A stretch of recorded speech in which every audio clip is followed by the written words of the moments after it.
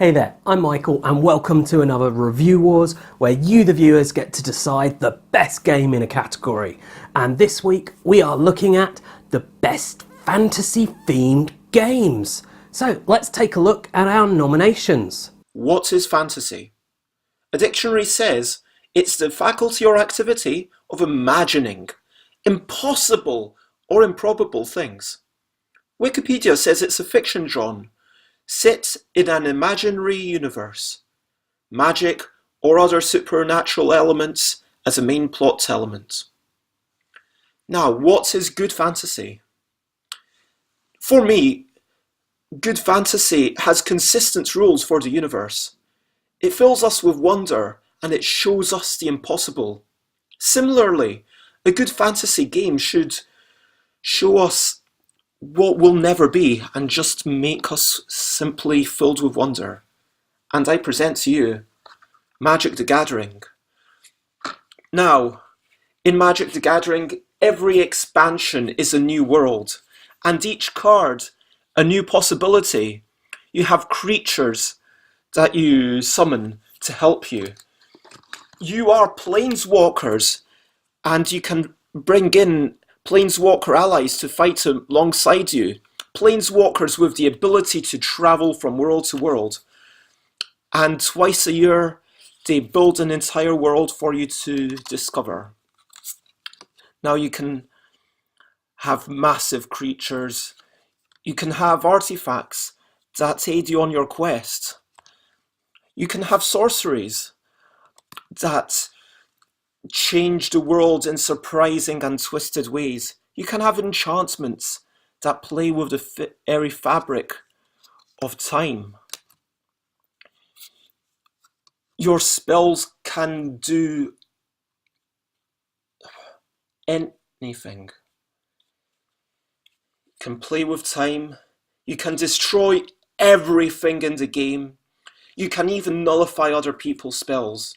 I mean, this is a game that brought so much to life.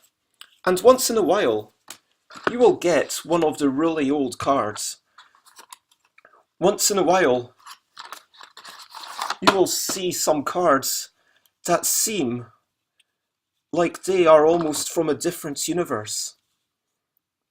And so, with Magic the Gathering, you can't expect to have everything. That's too expensive. You need to be okay with just having a little bit.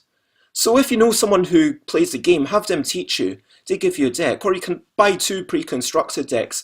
You and a friend play together. Pay £20 for a pre-release tournament. And when you go to a pre-release tournament, you get a bit of bump about the world. You get treated to this. You get quite often a little trinket like a die. You get maybe some achievements to try and tick off. And it is a full day experience with everyone learning about this new world and everyone seeing what is together. Yes, they show previews, but this is about that shared experience. Eventually you can, once you've been to a couple, or someone gives you some cheap bulks, you can play casually. It's more of a game system than a game in itself. And there's so many ways to play. And even though I have a big collection of cards, I mean, yeah, literally thousands, I just have a tiny part of what's there. And I see cards on the internet, and it makes me filled with wonder. And that's what good fantasy should do. Arcadia Quest might not be the most interesting game mechanically, and it's definitely not for everyone. But for me, this is the pinnacle of fantasy games. This is by far the best fantasy game because it is the most fun. You have handfuls of dice that you're rolling, you're killing people, you're moving around.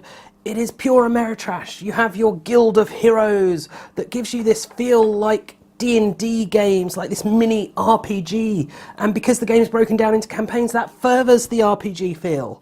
And so you get this progression as you buy new equipment and make your heroes better and stronger as you go through each level. It's fantastic. It's got modular board, tons of minis, beautiful artwork.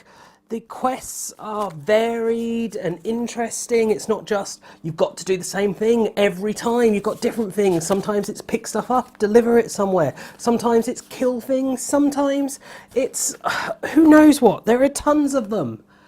And this game is absolutely superb because you never know what is going to happen. It is so random.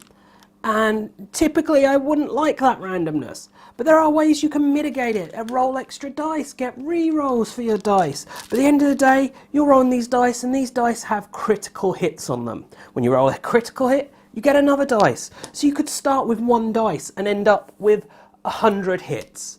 It is just absolutely fun. I have yet to find a single game that gives me the dungeon crawling aspect of an RPG in such a tight little package, and is just so fun, and the artwork is fun, and the game isn't just cooperative, it's PvE. You're fighting against the environment, you're killing these monsters off, these gorgeous, gorgeous monsters, or you're killing each other's heroes. It is absolutely superb. There is tactical choices there, but it always plays differently. You never know what's going to happen. Arcadia Quest, by far, the coolest and best fantasy game there is.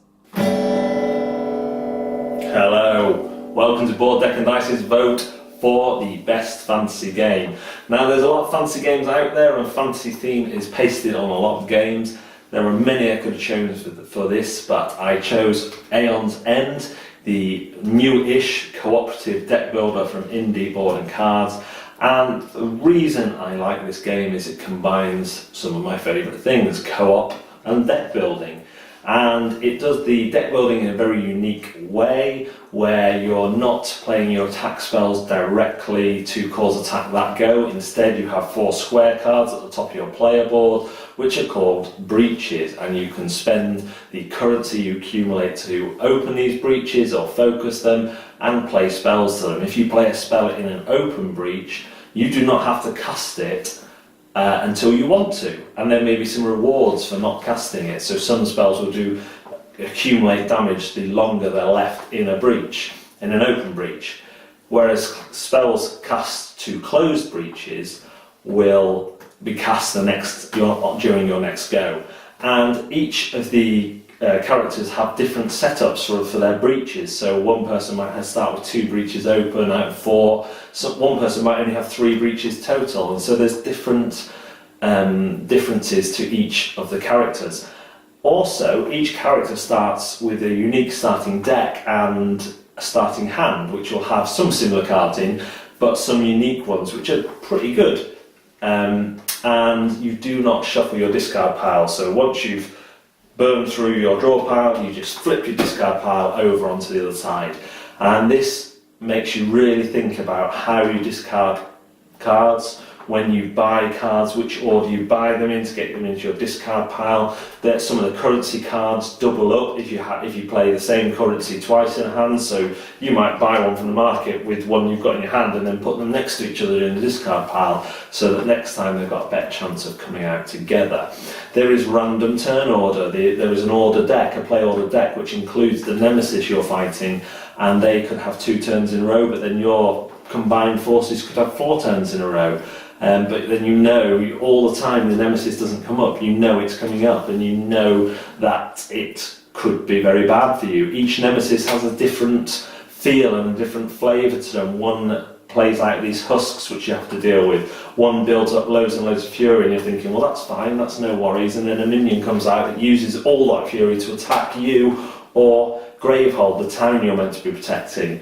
It's just a very neat, very different, has enough differences to make it feel different deck builder. It's also very difficult. The base game, which I've got, this wasn't a Kickstarter, comes with 4 nemesises and about 8 playable characters, and you can see they're really going to be able to expand this system into interesting places. There's a lot of gameplay here. Aeon's End is not only a fantastic game, but it is at the moment my favourite fantasy game. Thanks very much for watching. See you next time on Board Deck and Dice.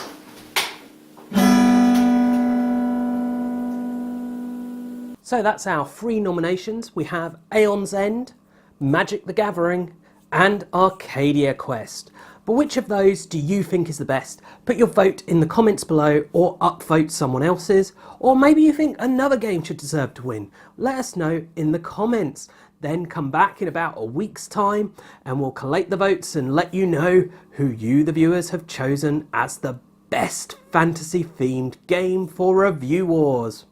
Okay, I do hope you've enjoyed this video. If you have, please do check out the rest of the videos on the channel, as well as subscribing and sharing the channel. And as always, thanks for watching and bye for now.